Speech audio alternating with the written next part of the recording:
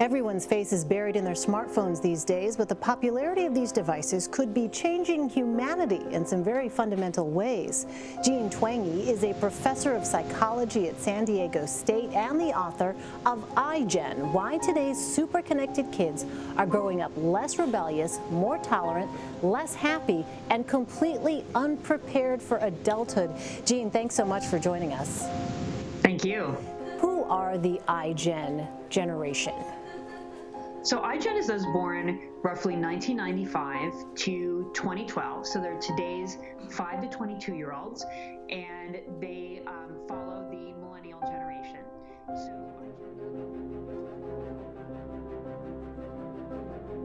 Let's start with a dirty word, shall we?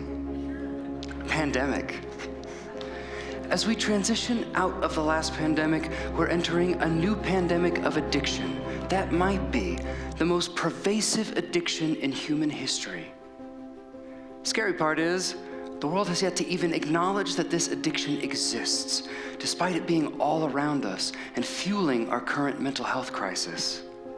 But today, we turn the tide on this new addiction.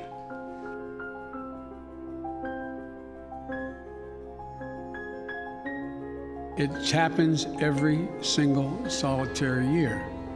There is a significant increase in the number of people coming to the border in the winter months of January, February, March.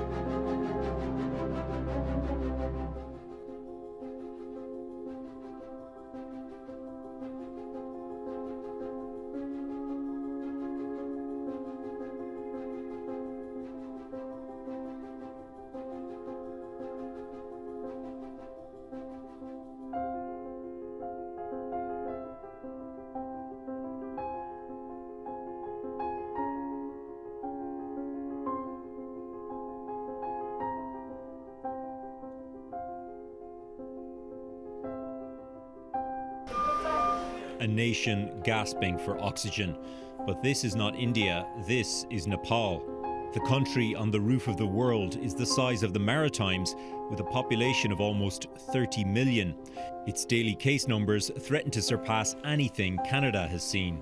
Its health system is underfunded by any standard, even compared with its struggling neighbour, India. The solutions to the problems are best found in the places where the problems lie. At one time, we were having a big meeting in the community.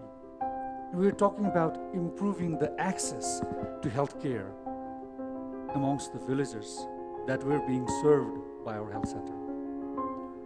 And then the discussion was going on and on and on.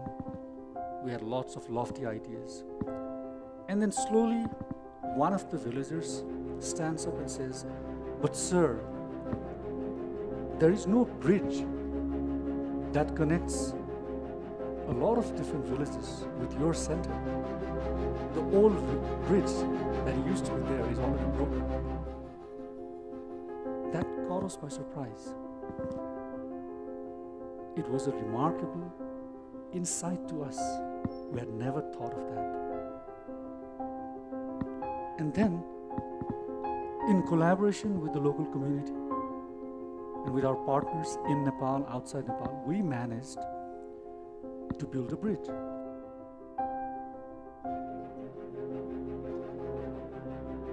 Do you think they would honor their commitment to you that you are free if you return to China today? I always trust people till I cannot trust. So I would think they would let me be free, as they should keep their words. But it has been proved they never keep their words. So step forward if you agree. Slavery affected my family.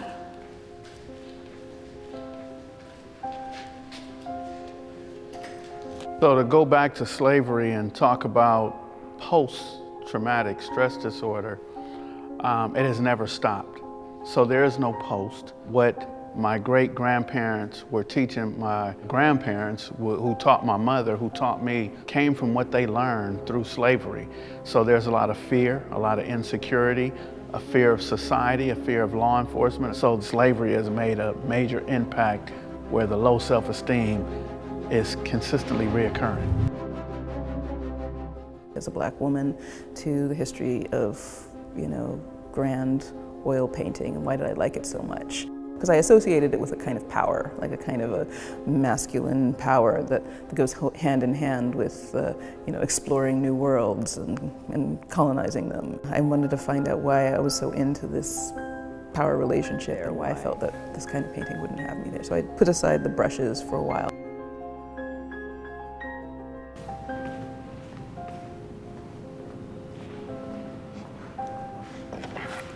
I started as an engineer basically because I was a student who was good at math and physics. Art later came into my life because the pure pleasure of creating got me quite addicted.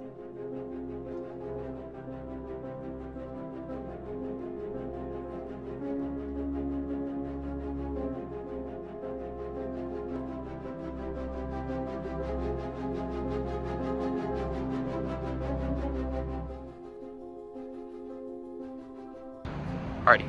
Hello, ma'am. Are you a registered voter? Yes. Perfect. I have 3 questions for you, ma'am.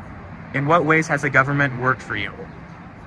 Well, the one main part is the Affordable Care Act. I was able to get insurance through the Affordable Care Act and, pay for my medications, and that's pretty much it. Okay, can you please provide me with your stance on our border policies? The border. Yes. To me, I crossed illegally. Then when I was 12 years old, my dad was a U.S. citizen, and then he fixed my papers, fixed my status.